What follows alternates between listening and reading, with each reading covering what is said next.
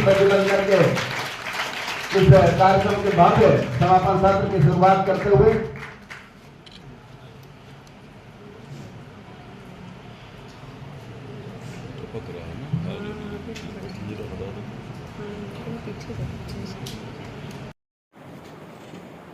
Basic पायदान पे हैं और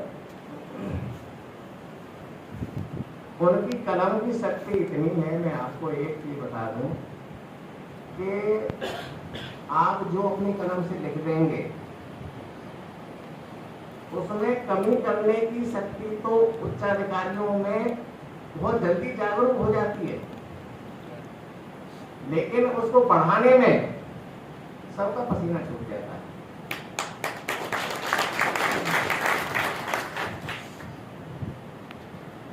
करके आए हैं और क्षेत्र में जाने से पहले, कर्म क्षेत्र में जाने से पहले आपको विभिन्न आयामों का प्रशिक्षण भी दिया गया। ये भी आपका परम सौभाग्य है। और उसके बाद आपको अपने विभाग के बारे में, अपने संगठन के बारे में जानकारी हो गई। ये भी अच्छा सुअवसर आपको मिला। नहीं तो क्या होता है कि होती है, आदमी ज्वाइन कर लेता है, कोई किसी को जान भी नहीं पाता। आपका बैच एक दूसरे से पूरी तरह इंटरेक्ट कर सकता है। आजकल व्हाट्सएप ग्रुप पर ऐसा लोग जुड़े भी हुए हैं, लेकिन फिर भी जो मुलाकात का इंटरेक्शन होता है वो अलग ही होता है। नवनियुक्त और नवप्रोन्नत अवर अभियंताओं की विभागीय सांगठनिक संरचनात्मक कार्यशाला में मुख्य अतिथि के रूप में उपस्थित हमारे प्रमुख अंतर विकास एवं विभागाध्यक्ष इंजीनियर मुकेश शर्मा जी, विशिष्ट अतिथि के रूप में पधारे हुए हमारे बीच इंजीनियर ए.के. द्विवेदी जी, प्रमुख अंतर प्रकल्प नियोजन, जो हमारे अवर अभियंता का डेवलपमेंट भी देखते हैं। इसी क्रम में राज्य कर्मचारी संघ परिषद के अपर महामंत्री doctor Naresh Kumar ji, Uttar Pradesh diploma engineer महासंघ के सम्मानित प्रांतीय अध्यक्ष इंजीनियर एच. मिश्र जी, हमारे वरिष्ठ उपाध्यक्ष श्रवण कुमार जी, सहायक अभियंता एसोसिएशन के प्रांतीय अध्यक्ष इंजीनियर सादिया बानो जी, अग्रिम पंक्ति में विराजित हमारे डिप्लोमा इंजीनियर संघ के पूर्व महामंत्री और पूर्व अध्यक्ष इंजीनियर भार्गव मिश्र जी, चेयरमैन संघर्ष समिति त्रिपाठी जी, मंत्री क्षेत्र के क्षेत्रीय अध्यक्ष राजेंद्र वर्मा जी, मिर्जापुर क्षेत्र के क्षेत्रीय महामंत्री संतोष कुमार जी, विश्वोग्राफर एसोसिएशन के पूर्व महामंत्री जितेंद्र जी, उपस्थित सभी साथियों एवं बहनों, निश्चित रूप से आपका ये सेशन अंतिम पड़ाव की तरफ है। इस अवसर पर आपको सुबह से जो कुछ भी आंतरिक सत्र में जानकारियां आपको दी गई, उसी क्रम में हमारे बाह्य सत्र में हमारे अतिथिगणों ने आपको न केवल अपना आशीर्वचन दिया बल्कि मार्गदर्शन भी दिया।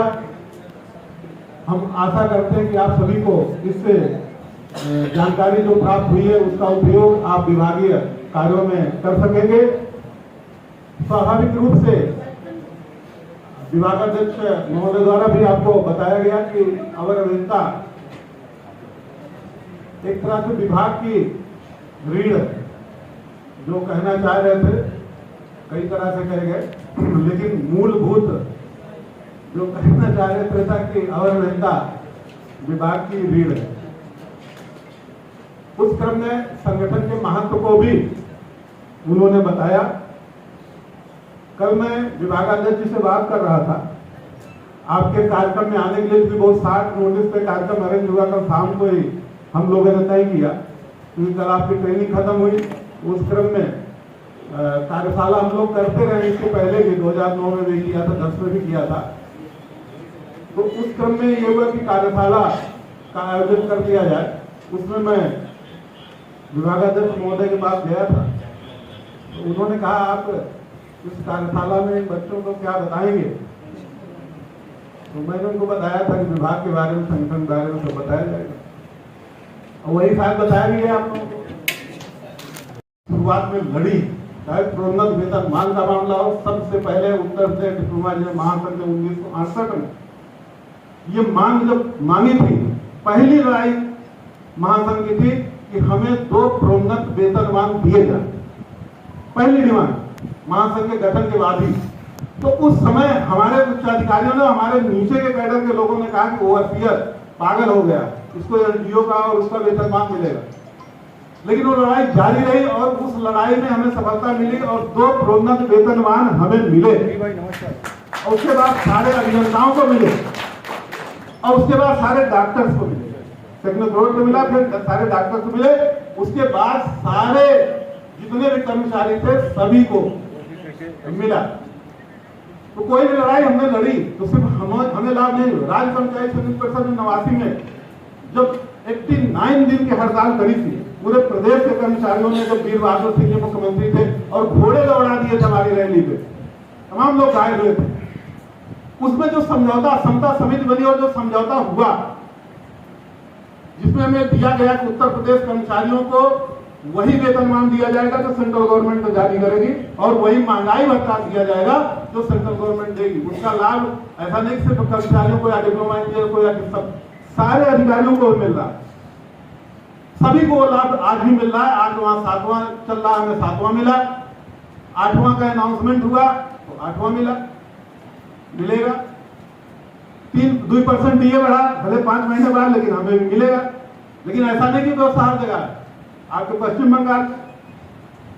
बंगाल में 5वां वेतन आयोग चल रहा है। बहन जी वहां के मुख्यमंत्री, हम लोग धन्यवाद देते हैं कि पुरानी पेंशन व्यवस्था उन्होंने बहाल रखी है। पहली मुख्यमंत्री है पूरे भारत और हर जगह लागू हो गया, लेकिन पुरानी पेंशन व्यवस्था को उन्होंने बहाल रखा। आज तक नई पेंशन व्यवस्था पश्चिम बंगाल में लागू नहीं हो पाई, लेकिन वेतनमान 5वां चल रहा है। जब ये चीज हमने चीफ सेक्रेटरी अनूप मिश्रा जी के यहाँ रात में बैठा, कोई 12 बजे जब आंदोलन कर रहे पुरानी पेंशन की, तो कहीं कोई स्टेट बताइए जहां लागू हुआ हो, तो हमने कहा पश्चिम बंगाल। रात में 12 बजे बैठक हो रही थी, क्या बात, 3 लोग थे, हम, शिवरन जी महामंत्री हमारे, और उधर से चीफ सेक्रेटरी, प्रमुख सचिव गृह, सारे लोग थे। तो क्या वहां तो 5वां वेतन आयोग भी चल रहा है, मतलब तुरंत उन्होंने आईएएस में तुरंत ही 5वां वेतन। तो हमने कहा इसका मतलब आप पुरानी पेंशन व्यवस्था देंगे तो आप हमको 5वां वेतन में ले जाएंगे।